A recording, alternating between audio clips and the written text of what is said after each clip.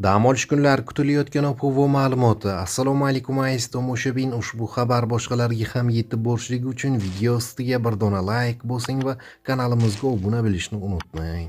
Shanba kuniga o'tar kechasi O'zbekiston hududining katta qismida yog'ingarchilik yomg'ir yog'adi, asta-sekin qorga aylanadi. Farg'ona vodiysi viloyatlarida yog'ingarchilik kechga tomon boshlanadi. Ertaga kunduzi respublika bo'yicha barqaror ob-havo saqlanib turadi. Ba'zi joylarda asosan qor ko'rinishidagi yog'ingarchilik bo'ladi, ammo uning jadalligi nisbatan kamayadi.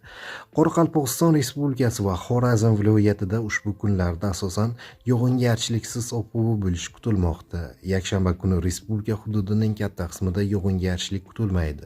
Faqat kechasi va ertalab Navoiy, Toshkent, Sirdaryo viloyatlarida va Farg'ona vodiysi viloyatlarida ba'zi joylarda biroz qor yog'adi. Harorat shanba va yakshanba kunlari 0,5 daraja iliq atrofida, kechalari esa 3 daraja sovuq, 2 daraja iliqqacha pasayadi. Ba'zi joylarga tuman tushishi mumkin. Shamol 7-12 metr/sekund tezlikda esadi.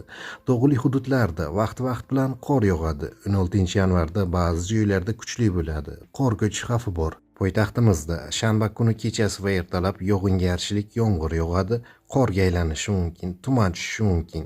Kunduz vaqti bilan biroz qor yog'ishi mumkin. Harorat kechasi va kunduzi 1-3 daraja iliq bo'ladi. Yakshanba kuni kechasi va ertalab biroz qor yog'adi, tuman tushishi mumkin. Kunduzi yog'ingarchilik kutilmaydi. Harorat kechasi 1 daraja sovuq, 1 daraja iliq. Kunduzi esa 3-5 daraja iliq bo'ladi.